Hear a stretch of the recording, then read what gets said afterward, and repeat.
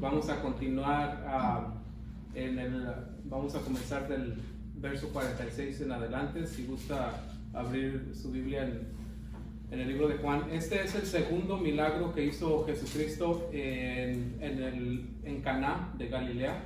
Caná de Galilea era un lugar de gentiles, o sea, personas que no eran judías, eran personas como nosotros, mexicanos o hispanos, o de todas las otras naciones menos israelitas.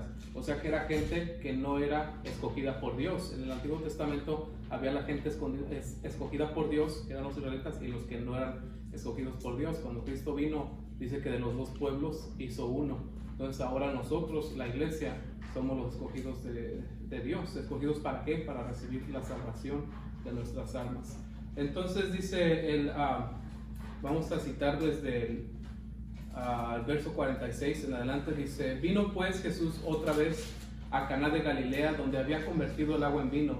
Y había en Capernaum un oficial del rey, cuyo hijo estaba enfermo. Cuando oyó que Jesús había llegado de Judea a Galilea, vino a él y le rogó descendiese y sanase a su hijo, que estaba a punto de morir. Entonces Jesús le dijo: si no hubiere señales y prodigios, no creeréis.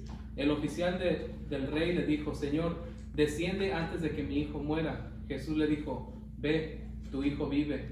El hombre creyó la palabra que Jesús le dijo y se fue.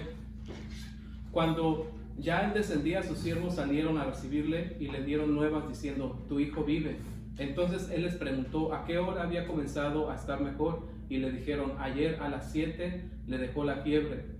El padre entonces entendió que aquella era la hora en que Jesús había dicho: tu hijo vive, y creyó él con toda su casa. Esta segunda señal hizo Jesús cuando fue de Judea a Galilea. Entonces tenemos hay 7 milagros en el libro de Juan que están registrados de Jesucristo. Hay mucha doctrina, pero hay 7 milagros, y cada milagro tiene mucho significado. Era un hombre noble, era un siervo del rey, lo más posible es que era un hombre romano, no era un hombre judío, era romano. Dice que era de Capernaum. Capernaum era una estación donde se cobraban los impuestos, y los israelitas odiaban pagar impuestos, especialmente a otra nación, que era Roma.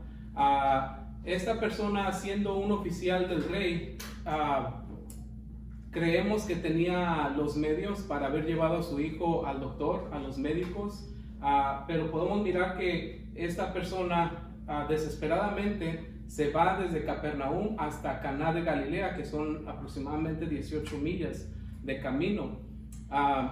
Lo que estaba pasando aquí es que el oficial, ya había acudido a todos los medios. Es muy posible que ya había ido a los médicos, que ya habían hecho todo lo más posible, pero su hijo empeoraba y empeoraba. Cuando dice que su hijo está enfermo, la palabra que utilizan ahí es una palabra cuando una persona ya no responde.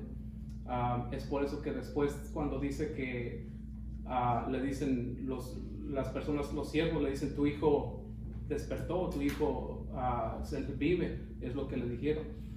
Esta persona decidió, siendo un oficial, escuchó que Jesucristo estaba en Caná, solamente 18 millas. En aquel entonces se caminaba en caballo. Creemos que cabalgó por un día y medio para ir a hablar. Obviamente no podía llevar a su hijo. Es posible que su hijo ya era una persona adulta o un teenager, y entonces él lo que decidió es ir con Jesús. Porque a veces nosotros,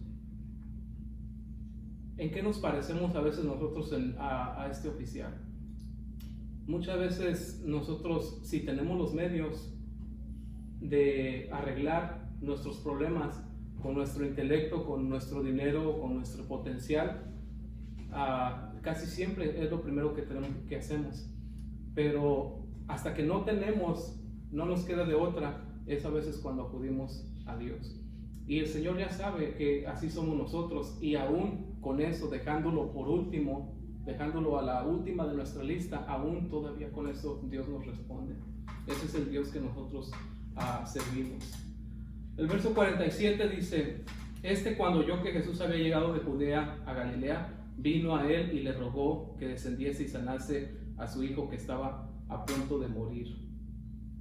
La palabra griega que utilizan ahí para rogó es suplicar continuamente. Tenemos el cuadro de que Jesucristo estaba en Canaán y se acerca un oficial con algunos siervos y solamente va atrás de él diciéndole: Jesús, sana a mi hijo, Jesús, sana a mi hijo, ven conmigo, Jesús. Y Jesús sigue caminando. Eso no era raro de Jesucristo. Lo podemos mirar que en varias ocasiones, no porque Jesucristo fuera arrogante o porque no quería escuchar, sino porque Él tenía algo para enseñarnos a nosotros. Este hombre lo fue persiguiendo continuamente diciéndole: Señor, sana a mi hijo, Señor, sana a mi hijo, Señor, sana a mi hijo. Y no se daba por vencido, sino que continuaba y continuaba y continuaba. ¿Qué fue necesario que fuera transformado en este oficial para que Jesucristo lo hubiera escuchado? A veces nosotros pensamos que porque tenemos un puesto alto, o porque tenemos los medios, o porque podemos hacer muchas cosas o somos influenciantes, que Dios nos va a escuchar porque no lo merecemos. Y no es así. Dice la palabra de Dios que Él a los altivos, dice, los mira de lejos. Es al revés. A Dios le gusta la humildad, y esta persona, este siervo se humilló. Es lo que estaba haciendo. Cada que iba detrás de Jesucristo le decía: sana a mi hijo, ten misericordia de mí, sana de mi hijo. ¿Qué es lo que estaba haciendo? Se estaba humillando un oficial que era de alto rango, y era lo que estaba pasando ahí. A veces nosotros queremos venir a Dios, especialmente en este tiempo. Hemos oído mucho hablar del el Evangelio de la Prosperidad. ¿Y qué es el Evangelio de la Prosperidad? Es que dice: hey, pídele a Dios y Él te lo va a dar todo. Pídele a Dios y te va a engrandecer. Pídele a Dios y te va a bendecir, hablando de dinero. Las bendiciones no todo el tiempo es dinero. Muchas veces no es como nosotros lo miramos. Tener salud, estar bien, tener paz en tu corazón, tener paz con los que te rodean, esa ya es una bendición. El tener una vida llena, una vida donde tienes gozo, esa ya es una bendición que el dinero no puede comprar. Entonces tenemos que aprender que a veces Dios utiliza los sufrimientos para hacernos cambiar de carácter. Dice un dicho por ahí: caminé, dice, con la prosperidad por muchas millas, dice, y nunca aprendí nada, pero caminé también con los problemas por solo una milla y aprendí lo que no aprendí con todas las millas caminando con la prosperidad. Y eso es cierto. Nuestro carácter no cambia, al menos que nosotros nos enfrentemos con un problema en el cual tenemos que usar toda nuestra energía para poder enderezarlo. Y a veces, usando toda nuestra energía, no podemos cambiar nada, sino que necesitamos a Dios, necesitamos rogar a Él, necesitamos quebrantarnos, y en ese lugar es donde Dios nos escucha. ¿Por qué? Porque tenemos la promesa que dice que Dios no despreciará un corazón contrito y humillado. Eso es lo que dijo el salmista: tú, oh Dios, dice, no despreciarás a un corazón contrito y humillado. Así es de que recuerda eso. Y si no te llevas nada el día de hoy, llévate esto: que cuando nos humillamos a Dios y le pedimos, Él escucha. Esa es la promesa que tenemos. Entonces tenemos a este hombre que creía, tenía esa fe. ¿Por qué? Quizás podemos pensar porque ya no tenía ninguna otra opción, porque su hijo ya no estaba non-responsive, ya no respondía.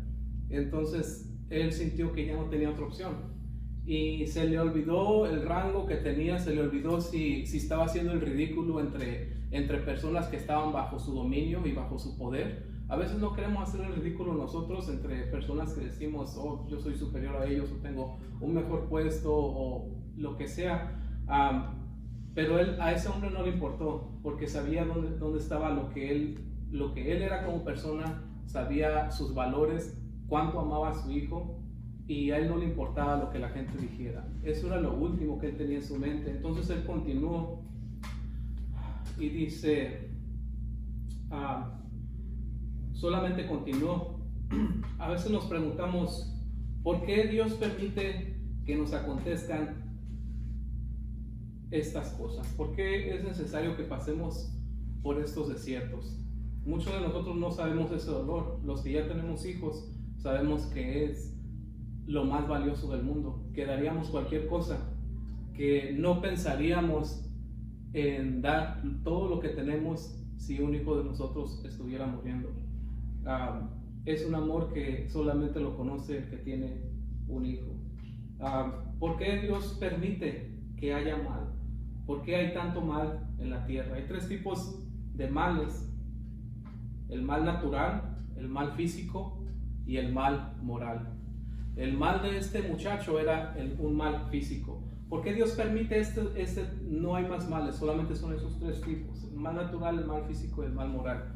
El mal natural es el mal que hay en la tierra, que son fuegos, por ejemplo, se encienden los fuegos, o tornados o temblores y la gente muere. Tenemos el mal físico, que viene siendo las enfermedades, las infirmidades con las que muchas personas nacen, y tenemos el mal moral. De los tres, solamente uno te evita de que entres al cielo, y ese es el mal moral. Podemos ser víctimas de un tornado, podemos ser víctimas de una enfermedad física, pero con todo y eso tenemos la oportunidad de entrar al reino de los cielos. Pero todo aquel que tiene o que vive en el mal moral, ese es el mal que nos previene de entrar al reino de los cielos. ¿Por qué? Porque el mal moral es una opción. El mal moral es hacer maldad porque queremos hacer maldad solamente, porque tenemos la habilidad de hacer mal, porque tenemos la habilidad de perjudicar a otras personas. Y ese es el único mal que tiene consecuencias eternas.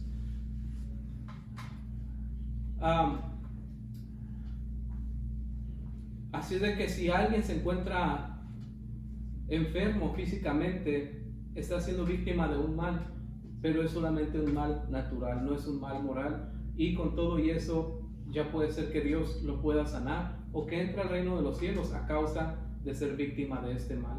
Dice la palabra de Dios que el que rehúsa creer al Hijo, o sea, en Jesucristo, la ira de Dios permanece sobre de él. ¿Por qué dice la palabra permanece y no está sobre él? Porque todo el mundo está bajo maldición.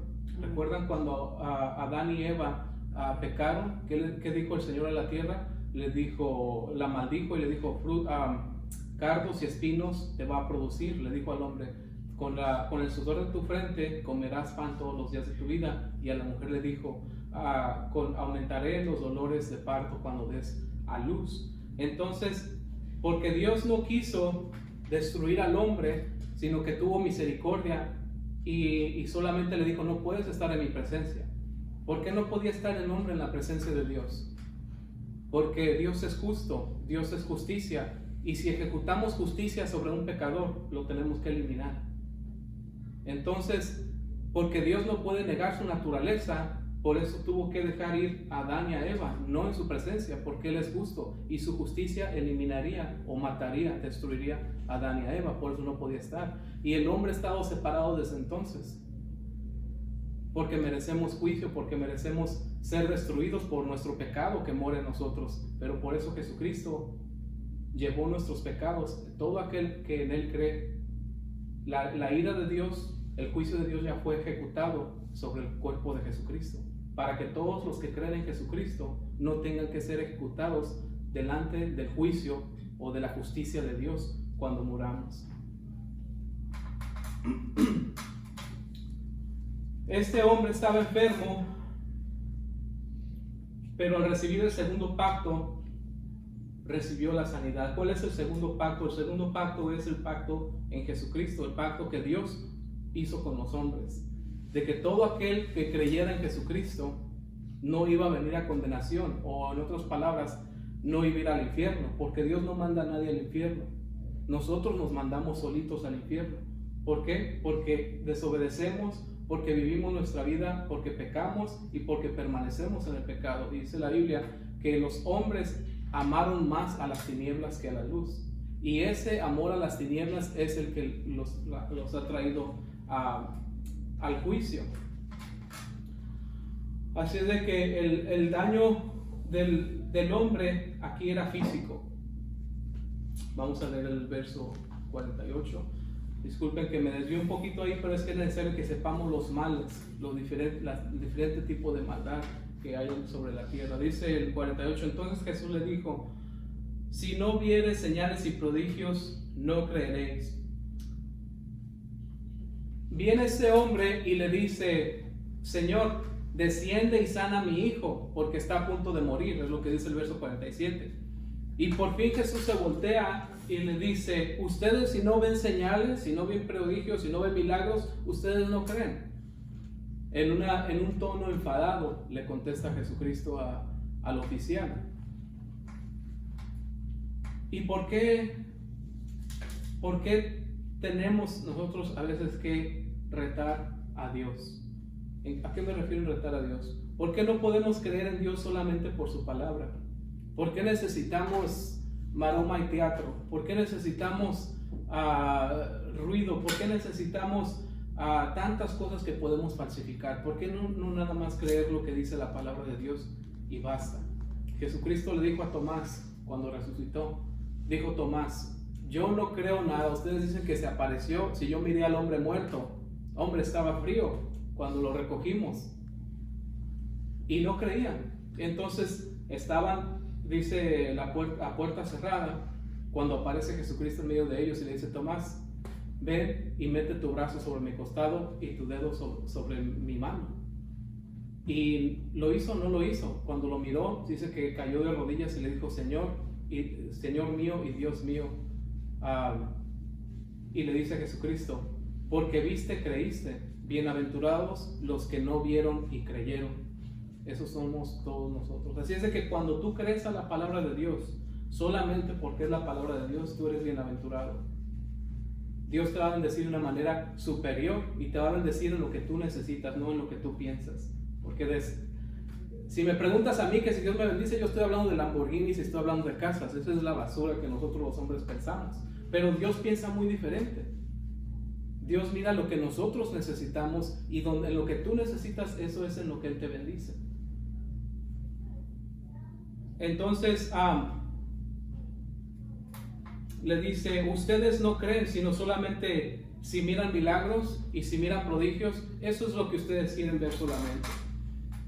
No sé si han visto, y de este tipo de personas hay en todas partes, por eso tenemos que tener cuidado. Hay personas que falsifican milagros, desafortunadamente, desgraciadamente, porque están detrás de los números, están detrás del dinero, de las ofrendas, de llenar las iglesias, y se dedican a esto, hacen caer brillantina en Sacramento. Yo recuerdo en el tiempo de los 2008, 2000, antes cuando toda la gente tenía dinero, que comprabas una casa y te hacían orar, compra otra, y ya tienes como 3 casas, te decían que compraras otra. Bueno, en ese tiempo yo recuerdo que había varias iglesias donde caía oro, era brillantina. Es gente sin escrúpulos, que no tiene temor de Dios, que supuestamente son pastores y hacen todo este tipo de ridiculeces. ¿Para qué? Solamente para tener dinero, para agarrar dinero, para llenar sus iglesias y para llenar sus bolsillos. Entonces, dice, por eso Jesucristo estaba en contra de esto. Dice, ustedes quieren puras señales, puros milagros y no nos siguen. Solamente creer a la palabra. Y después de que Jesucristo reprendió tan fuertemente a este hombre, miremos la respuesta que le dice el oficial, el verso 49 dice, el oficial del rey le dijo, Señor, desciende antes de que mi hijo muera. El oficial rehusó abandonar la búsqueda de sanidad por su hijo. Yo creo que ahí muchos hubiéramos dado la vuelta. Yo pienso que yo a lo mejor hubiera dado la vuelta, por eso Dios me hizo nacer en este tiempo. Porque si tú tienes gente que te sirve, tienes todo el dinero del mundo y vas a buscar a un profeta que no sabes si lo es o no, y cuando lo encuentras no te hace caso, y cuando te hace caso nada más para reprenderte, para decirte, oye, tú nomás quieres puras cosas buenas, tú quieres puras señales. Yo creo que ahí varios ya hubiéramos dado la vuelta y decir, ¿qué traigo yo acá? Pero miramos la respuesta de ese oficial. Ya estaba humillado, no le importó lo que la gente le dijera. Rehusó abandonar a Jesucristo y le dijo: Señor, desciende porque mi hijo está muriendo. No sé si te ha tocado una vez hacer esta oración. A veces cuando no tenemos esperanza, nosotros mismos le decimos a Dios: Señor, si te dignaras a descender a mi nivel, a mi estado pecador, porque no lo merecemos. Yo no merezco que el Señor descienda a mi nivel para escucharme. Y el oficial sabía quién era Jesucristo, el que estaba ahí enfrente, y quizás recibió la reprensión y dijo: tienes razón, nosotros andamos atrás de los puros milagros, pero Señor, si te dignas a descender a mi nivel, donde no soy digno, y sanarás a mi hijo porque está muriendo. Eso fue lo que movió el corazón de Jesucristo. Y eso es lo que Jesucristo quiere que aprendamos. Que muchas veces vamos a orar y a orar y a orar y no vamos a mirar que las cosas salen a nuestra forma. Y a veces Dios va a hacer cosas que parece como que si Dios mismo estuviera en tu contra. Después de que estás orando y orando y orando y orando y parece que Dios no está ahí, no te está escuchando, te está totalmente ignorando, y cuando te contesta es para reprenderte. Pero el Señor mira aquí la consistencia de este hombre, la humildad de este hombre, y todavía le dice: Señor, después de que lo reprende fuertemente, le dice: desciende porque mi hijo muere. A veces tenemos que pedirle al Señor que descienda a nuestra bajeza. Obviamente está hablando de Capernaum, que estaba en la orilla del mar, y sí se tenía que descender. Pero es necesario a veces pedirle al Señor de esta manera, porque si entramos a la presencia de Dios con orgullo, pensando que todo lo merecemos, que el mundo nos debe algo, lo más probable es que Dios no va a escuchar nuestra oración.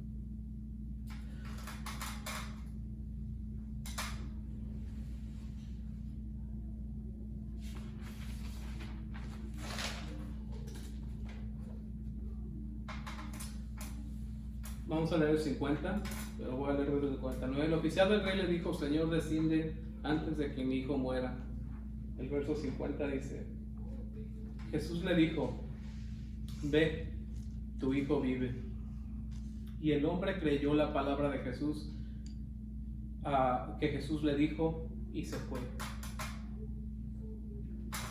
Después de ver que el hombre le persistía y persistía, Jesucristo le dice: ve, porque tu hijo vive. La palabra vida ahí es zoe o sai, que es el presente. Es una palabra hebrea. Esa es la palabra vida. Le está diciendo, Jesucristo le dijo al instante: corre, ve, porque tu hijo vive o está vivo. Y dice que el Señor, el oficial, creyó esa palabra y se fue al decirle, porque le dio una orden de que se fuera, creyera y siguiera su camino. Mas sin embargo, este hombre no le esperaba nada cómodo, porque después de que había demostrado a Jesucristo su fe, todavía le quedaban 18 largas y agonizantes millas creyendo solamente en la palabra de Jesucristo. No sé si yo a lo mejor le hubiera pedido más pruebas. Yo quizá le hubiera dicho: Jesús, ¿por qué no me das una prueba de que puedo irme ya? Porque acordémonos que él estuvo atrás del camino, atrás dando lata hasta que Jesús le dice: ve, porque tu hijo vive. Entonces él creyó la palabra y se fue. Yo pienso que fueron las millas más largas de su vida. ¿Cuántas veces le pedimos nosotros a Dios algo? Y después de que Él nos da una revelación y nos habla a través de la palabra, la tenemos que creer y nos tenemos que arraigar, nos tenemos que agarrar de esa palabra. Si no nos agarramos de esa palabra, no vamos a poder continuar. Y Jesucristo te dice: continúa tu camino. Si ya te dije la palabra, todo lo que tienes que hacer es confía en esa palabra y sigue tu camino. Y no estaba mirando el hombre a su hijo.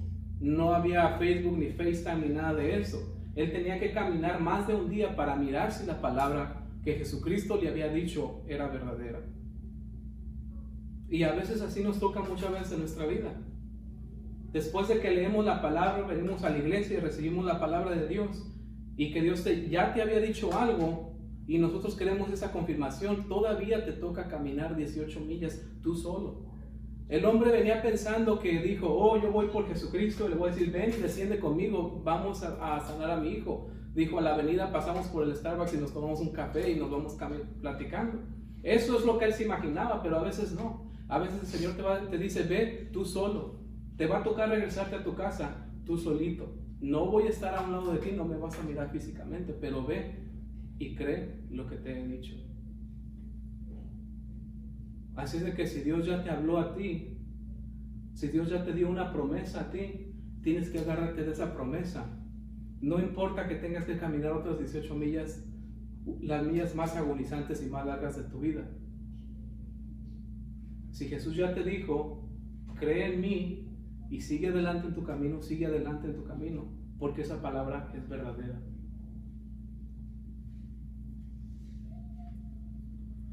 Dice el verso 51, cuando ya él descendía, sus siervos salieron a recibirle y le dieron las nuevas diciendo, tu hijo vive. Ya llegando este hombre a la orilla del mar en Capernaum, salieron los siervos a confirmar la palabra que Jesucristo le había dicho que se agarrara. Y se la confirmaron. Me imagino que fueron las mejores noticias que él había recibido. Dice, él solamente para confirmar, dice, entonces él les preguntó a qué hora había comenzado a estar mejor y le dijeron, ayer a las 7 le dejó la fiebre. El padre entonces entendió que aquella era la hora que Jesús le había dicho, tu hijo vive, y creyó él con toda su casa. Cuando dice que creyó él, se refiere a que aún los romanos o los gentiles, los que no eran pueblo escogido de Dios, Dios le dio una palabra a ellos. ¿Cuántas veces hemos visto eso? Todo el tiempo.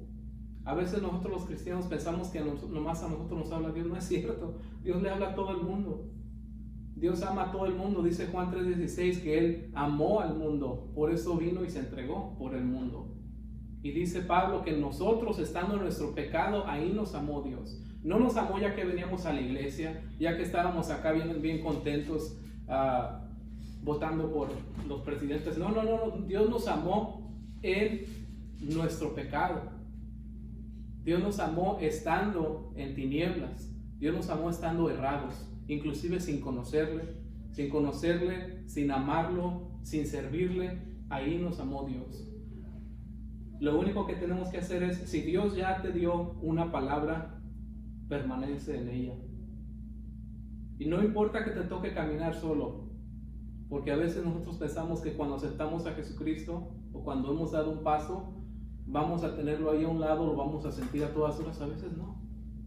A veces nos toca batallar, pero cree en esa palabra, porque va a llegar el tiempo, va a llegar el día en que esa palabra se va a hacer verdadera en tu vida.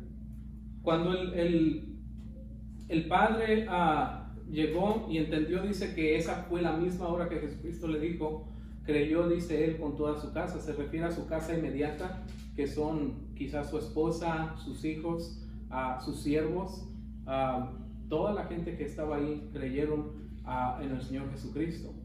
Dice, esta es la segunda señal que hizo Jesús cuando fue de Judea a Galilea.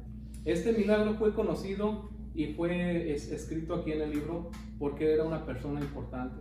Entonces, la noticia se hizo conocer por toda la provincia, y es por eso que todas las personas hablaban de este milagro, que aunque parece insignificante, tuvo mucho que ver porque era una persona de mucha influencia. Entonces eso hizo que Juan, el apóstol, escribiera acerca de este milagro. ¿Y qué es lo que podemos aprender aquí? Hay varias cosas que aprender. Que cuando vienen problemas a tu vida, Dios los puede tornar en bendición, que Dios te puede fundamentar en lo que tú pensabas que era un problema.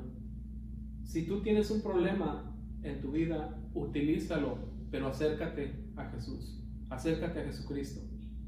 Si es necesario humillarte, humíllate delante de Jesucristo. Y si Él te da una palabra, permanece en esa palabra. ¿Qué otra cosa nos enseña? Que la intercesión puede mucho. Que cuando nosotros tenemos a un ser querido, a nuestros hijos, nuestros hermanos, nuestros padres, e intercedemos por ellos, Dios va a escuchar.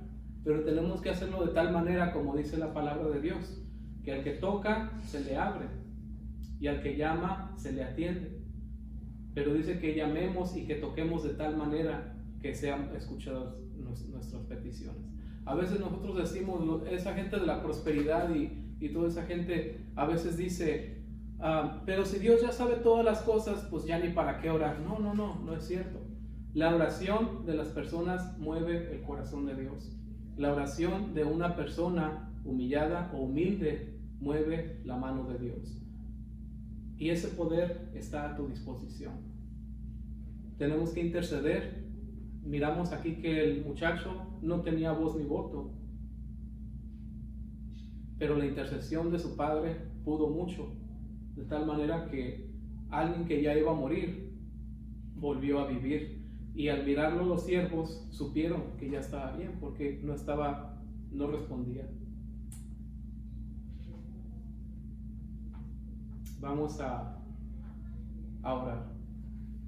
Padre, te damos gracias por tu palabra, Señor. Enséñanos a tener fe en ti, mi Dios. Enséñanos a arraigarnos, Padre, en tu palabra. Que si tú ya nos has dado una promesa, mi Dios, que aprendamos a caminar, Padre, sabiendo que tú ya has hablado la palabra, mi Dios. Que podamos,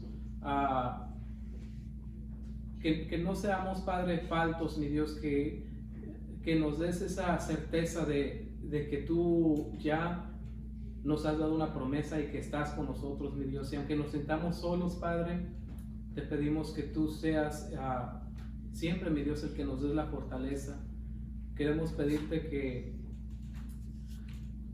que tú, mi Dios, nos enseñes a ser personas humildes para poder ver tu mano, mi Dios, moverse.